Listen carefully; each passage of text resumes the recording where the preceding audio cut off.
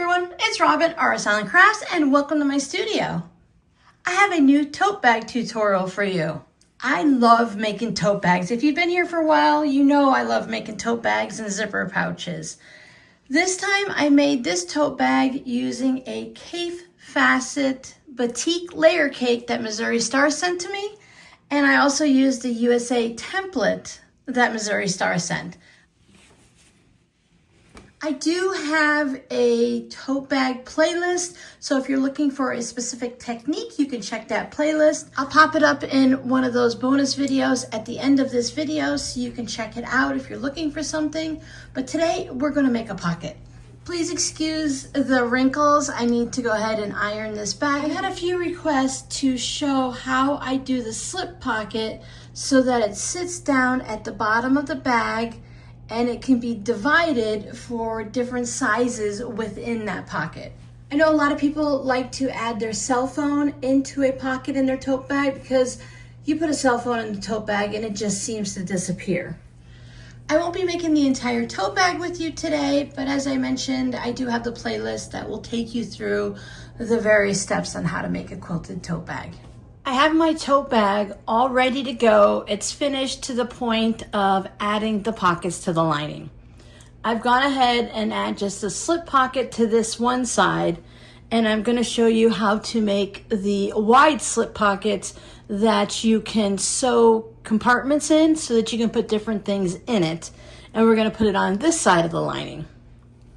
So for now, this part can go off to the side. I cut 2 pieces of fabric that are as wide as my lining, and I cut them 6 inches tall. Now the height is totally up to you. Now you want your pockets to go from one side to the other so it's completely across.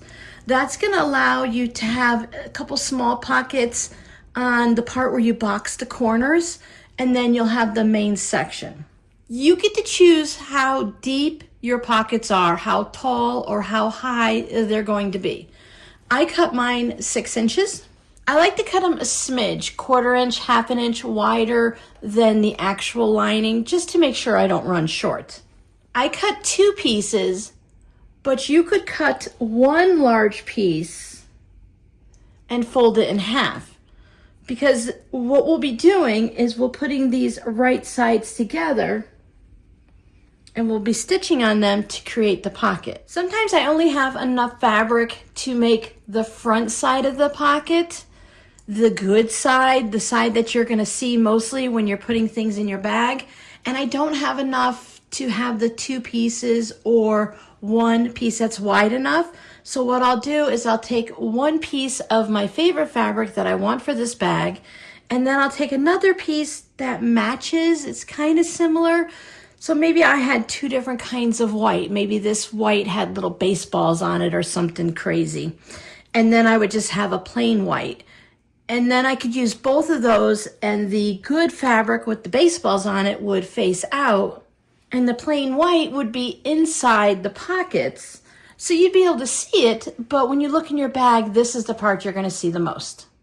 I've gone ahead and fused on some Pellon P44F fusible lightweight interfacing, and I fused it to both pieces of the pocket. I like a little stability to my pockets, but I don't want them to be stiff.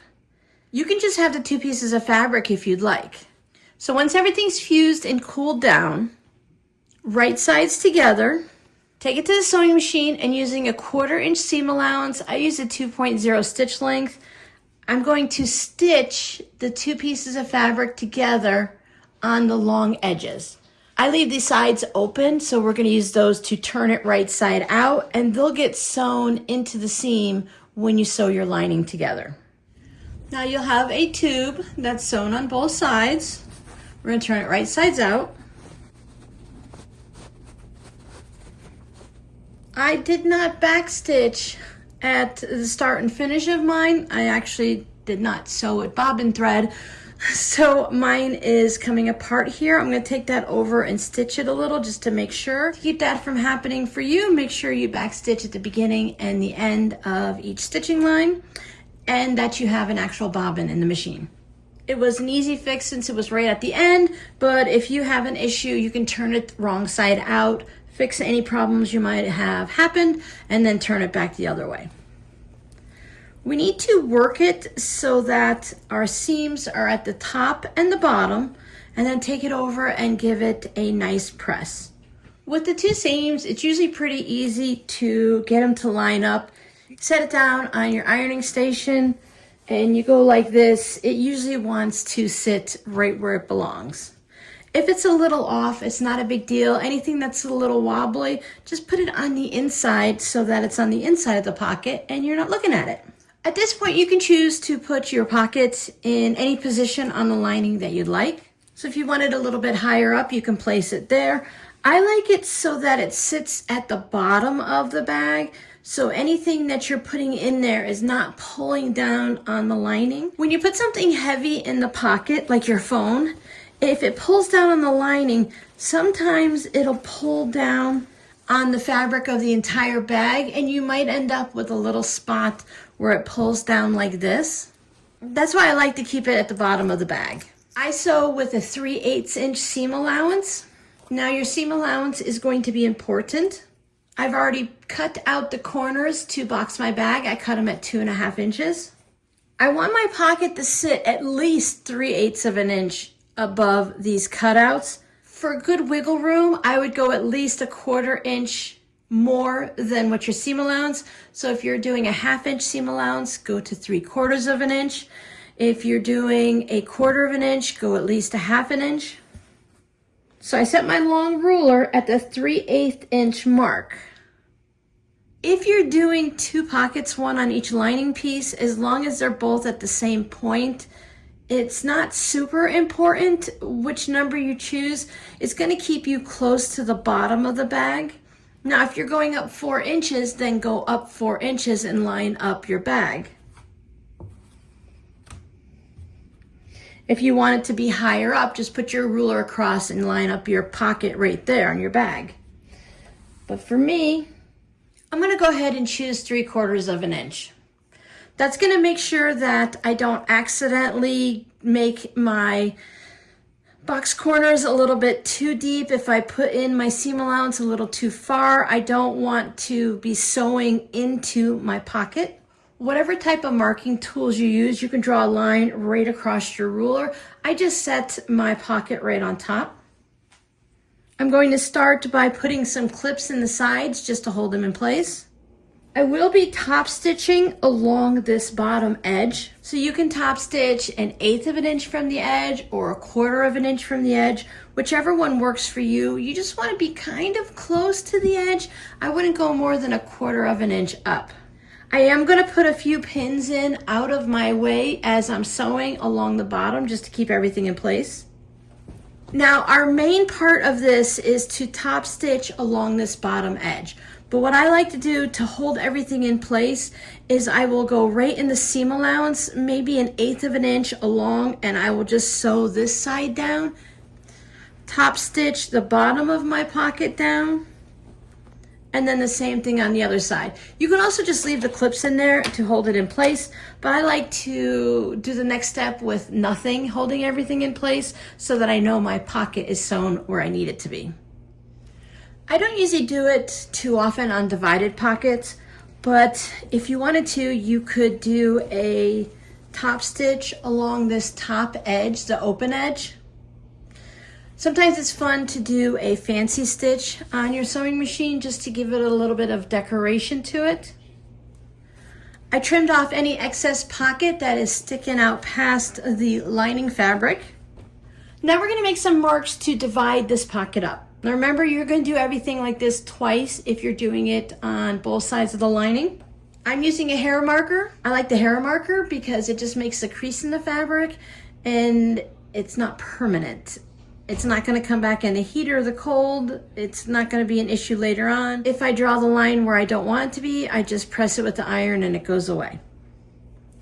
The first thing I'm going to mark for is the two pockets that are going to be sitting in this area of our tote bag. So we have our side seam and our box bottom, and when we box the lining, we're going to have this section right here in our pockets, and it's a good spot to put some pens or maybe a chapstick, fingernail files, I don't know, whatever you might want to put in there, a pair of drumsticks. It all depends on what you're using your tote bag for.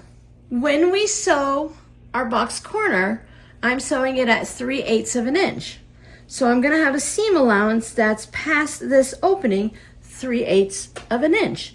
I don't wanna put my first markings in that area. I want it so that it sits on that side of the bag. So I'm gonna mark 3/8 of an inch from this section right here. I'll just mark a 1/2 inch, it's just easier. So I'll line it up at a 1/2 inch. I'm lining it on my box corner, and I'm also checking a spot right here so it's lined up at the bottom of my pocket so that I know I'm gonna get a straight line. I don't want my pocket to be like this. Now, if my pocket's a little bit off, it's gonna be fine. It's inside the tote bag. You might not even notice it yourself, but I wanna do my best to get it to line up. And a hair marker, you just push down, and then you get that little line right there. Now I'm going to be sewing on that line. I want to do the same thing on this side. I want to be a 1/2 inch over. When we stitch our lines, I like to start at the bottom and I back stitch off of the pocket just to secure it. I do have this line of stitching right here, so there's not going to be like added pressure at this point. But when I stitch up here, I want to back stitch off of the pocket, because when you're putting things in and out of it, you're going to be pulling at that stitch line. So by back stitching up there on and off the fabric a couple times, you're going to strengthen it. So now I have this long pocket here, and that's great if you want to put a notebook or something in it. Maybe you're using this for a diaper bag and you want to put a diaper or container of wipes. I want to put my phone in there. So here's my phone, and the easiest thing for me to do is, there's my line. I don't want to have my phone right up against the line because I need the space for the pocket to lift up to fit in the width of my phone. So I just move it over a little bit. Looks like maybe a 1/2 inch. And then on this side, I'll just move it over a little bit, maybe a 1/2 inch, maybe 3/4 of an inch. It doesn't need to be exact. I just need to be able to fit my pocket in.